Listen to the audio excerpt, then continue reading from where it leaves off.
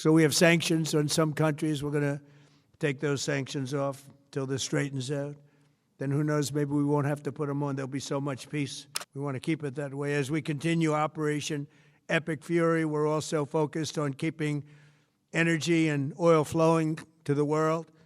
And I will not allow a terrorist regime to hold the world hostage and attempt to stop the globe's oil supply. And if Iran does anything to do that, they'll get hit at a much, much harder level. I will take out those targets that were easy and that I mentioned just before. We'll take them out so quickly, they'll never be able to recover, ever.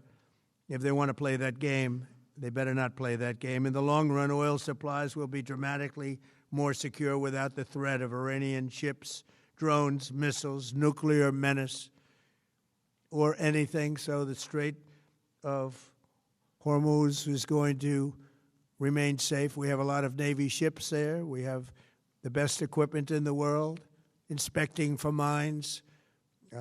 Again, most of their ships are down at the bottom of the sea, but we will hit them so hard that it will not be possible for them or anybody else helping them to ever recover that section of the world if they do anything. In recent years, the regime and its terror proxies have launched attacks on hundreds of commercial vessels. We're putting an end to all of this threat once and for all, and the result will be lower oil prices, oil and gas prices for American families. We've done that. We've done it. We brought it very low. This was just an excursion into something that had to be done. We're getting very close to finishing that, too. In the meantime, during this brief disruption, the United States is offering political risk insurance to any tankers operating in the Gulf. So we're putting up risk insurance. We'll perhaps go alongside of them for protection. We don't think it'll be necessary if it is.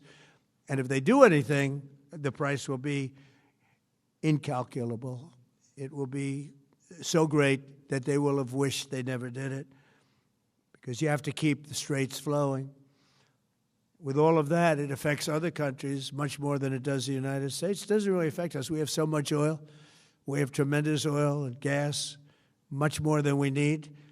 We have Venezuela now as our new partner, great partner. They've worked out so wonderful. We're working with the administration, the president, and it's a massive source of oil, gas, everything.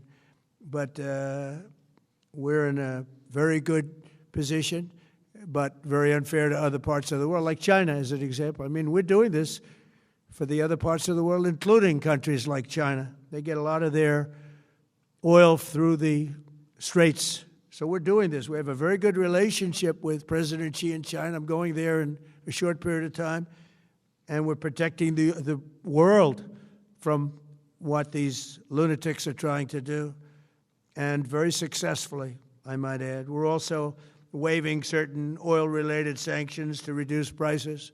So we have sanctions on some countries. We're going to take those sanctions off till this straightens out. Then who knows, maybe we won't have to put them on. There'll be so much peace. But when the time comes, the U.S. Navy and its partners will escort tankers through the Strait if needed. I hope it's not going to be needed, but if it's needed, we'll escort them right through. And we have the greatest mine-sweeping ability. We have the greatest ships, and all of we know exactly where they're placed. We'll get them out of there very fast, but we hope we don't have any of that. And again, if they do that, if they play that game, we're going to hit them at a level that they have not seen before. So we're winning very decisively. We're way ahead of schedule. Our military is the greatest in the world, with the greatest equipment and the greatest people in the world. Nobody's ever seen anything like it. Iran's a very powerful country. They were going to take over the Middle East. If we did not hit them, they were going to take over the Middle East. They had thousands and thousands. Since their last hit, they had thousands and thousands of missiles and everything else. Most are now destroyed. But they were going to take over the Middle East. Those weapons were aimed at Middle Eastern countries that had nothing to do with this. They were going to take over the Middle East, and they were going to try and destroy Israel. So we stopped it with good timing, and we're very proud to be involved in this, and it's going to be ended soon. And if it starts up again, they'll be hit even harder. Thank you very much for being here. Go ahead. Any questions? Thank you so much. Go ahead. Do you approve of Iran's new supreme leader? And secondly, can you tell us more about your call with Russian President Vladimir Putin today? Yes. What did you discuss? Yes, I had a very good call with President Putin. We had a lot of people on the line from our side, from his side. We were talking about Ukraine, which is just a never-ending fight. And look, there's tremendous hatred between President Putin and President Zelensky. They can't seem to get it together. But I think it was a positive call on that subject. And we obviously talked then about the Middle East. And he wants to be helpful. I said, you could be more helpful by getting the Ukraine-Russia war over with. That would be more helpful. But we had a very good talk, and he wants to be very constructive. Yeah, please. Yeah, please.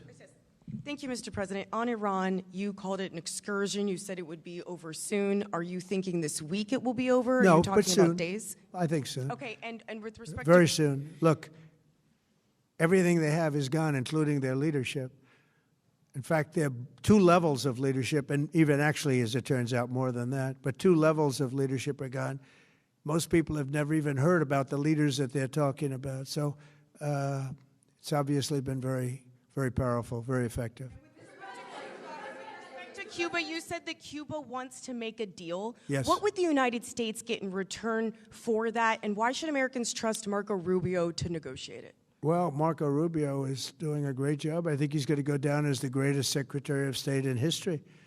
Look at what we've done as a presidency. Look at what we've done as an administration. They trust Marco, and so do the American people trust. He's been successful no matter where he's been. He also speaks the language, which is always nice and always helpful. But he's dealing, and it may be a friendly takeover. It may not be a friendly takeover. It wouldn't matter because they're really they're down to, as they say, fumes. They have no energy. They have no money. They're in deep trouble on a humanitarian basis. And we don't want to see that, but they were very, very bad to a lot of people, as you know, and a lot of people living the Cuban-American vote, which I got at record levels. Very important. Those people are very important to me. I know what they went through. They went through hell. Some of them have gone on to be some of the most successful people in the country. Cuban-American business people, some of them are like the most successful in the country. And a lot of them are friends of mine because I've been fighting this battle with them for a long time. The Castro regime was brutal, but they lived off Venezuela. Now they don't live off Venezuela. Sends them no energy, no fuel, no oil, no money, no nothing.